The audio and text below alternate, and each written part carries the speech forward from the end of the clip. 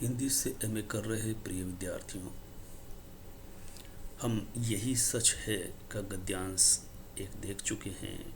आज दूसरा गद्यांश का पाठ करेंगे। पिछले व्याख्यानों में आप देख व सुन रहे हैं रचनाकार मन्नू भंडारी के बारे में और उनकी कहानियाँ और उनकी खास कहानी यही सच है से गद्यांश। हम गद्यांश के अंतिम छोर पर थे। वो इस तरह से था। मैं जानती हूँ तुम कुछ नहीं कहोगे, सदा के ही मितभाषी आत्मीयता के ये क्षण अन कहे भले ही रह जाए, पर अनबूझे नहीं रह सकते हैं। तुम चाहो न कहो, पर मैं जानती हूँ तुम आज भी मुझसे प्यार करते हो। ये दीपा उस समय जब रेल में बैठ चुकी है और निशीथ उसे स्टेशन पहुंचाकर वापस चला गया है। जब उसने उसके हाथ पर हाथ रखा तब उसे एक गहरा एहसास होता है कि ये कुछ कहता क्यों नहीं। मितभाषी जो रहा है शुरू से, लेकिन जब उसके न कहने के बावजूद वो खुद की तरफ से कहती है, यह क्षण अनकहे भले ही रह जाए।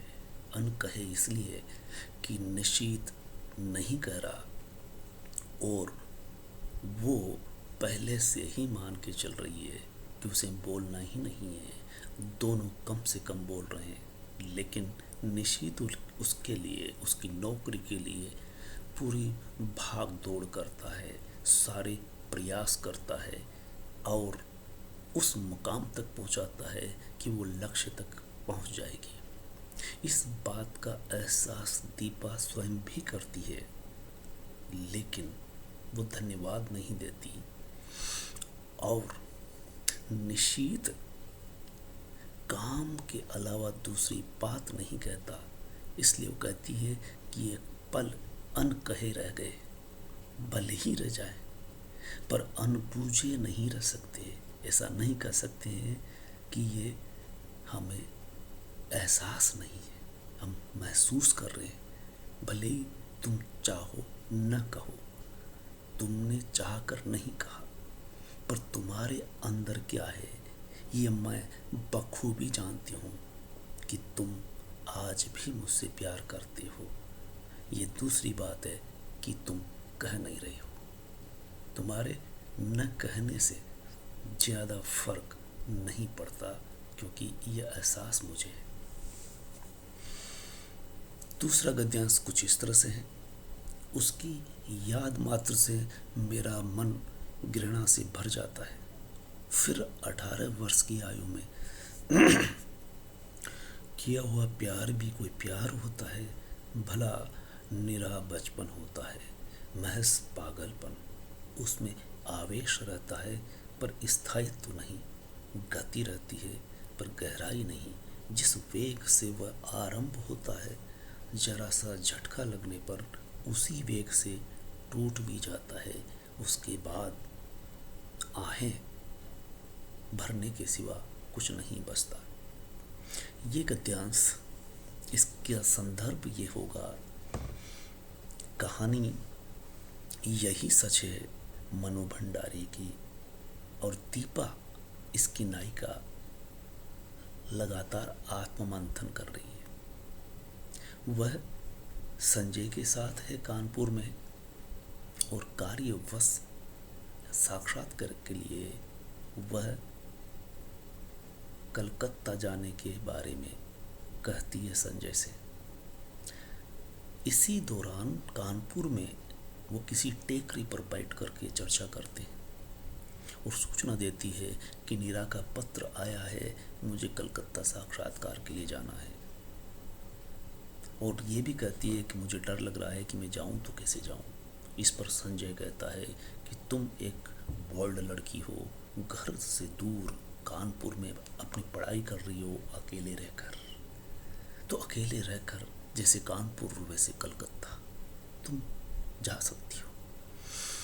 तो वो कहती है कि नहीं, तुम भी साथ चलती तो अच्छा होता, लेकिन वो अपने कार्यालय के काम से छुट्टी न लेने के कारण नहीं जाता और उसका हौसला अफजाई करता है। कहता है कि तुम्हारा वहाँ कोई है, ऐसा नहीं, मैं यहाँ हूँ तो वहाँ भी कोई है। इस पर वो कहती है कि उसकी याद मात्र से मेरा मन घृणा से भर जाता है। फिर 18 वर्ष की आयु में किया हुआ प्यार भी कोई प्यार होता है भला?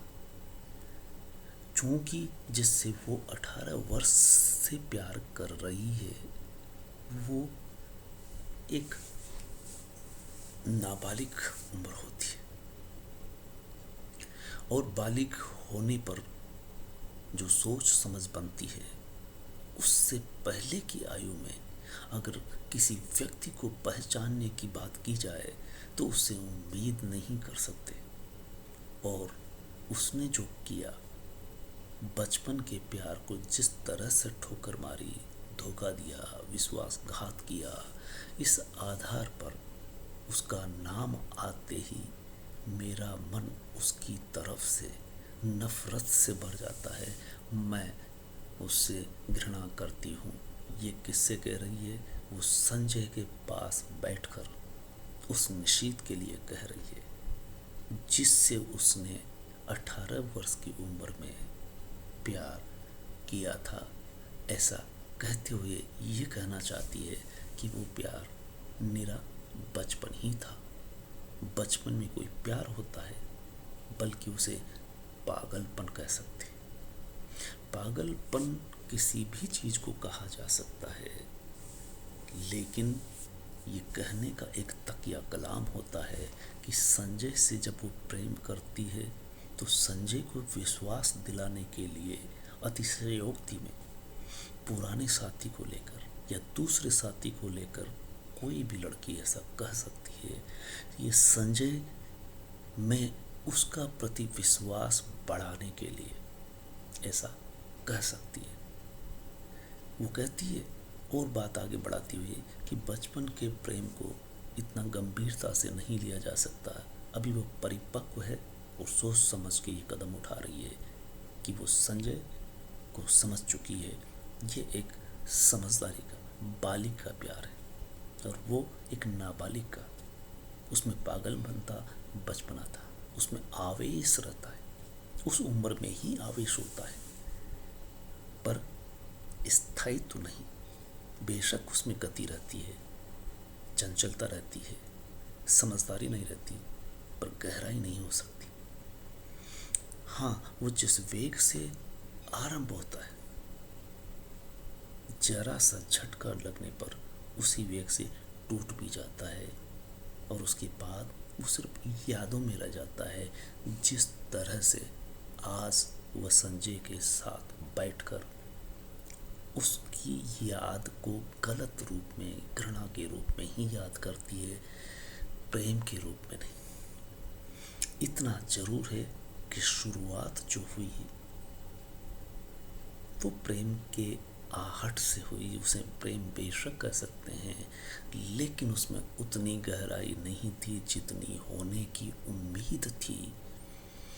और उम्मीद इसलिए कि प्रेम किसी भी उम्र में क्यों न हो, उसमें पागलपन तो रहता ही है। लेकिन चूंकि वो एक नाबालिग का अगर प्रेम है तो उसे बचपना कहेंगे, और उम्र निकलने के बाद उसे पागलपन कह देना, आवेश कह देना सामान्य बात। चूंकि अब वो वर्तमान में रहकर संजय के सामने बैठकर संजय के प्रेम को एक तरह से वजन दे रही है, या उसको विश्वास दिला रही है कि मैं तुमसे कितना प्रेम करती हूँ, उस पहले वाले से नहीं। धन्यवाद। आप देखते रहें, आपके देखते रहने से आपकी समझ बढ़ेगी। आप इसे लाइक करें, सब्सक्राइब करें, और आगे आने वाले वीडियो के लिए तैयार रहें। पुनः धन्यवाद।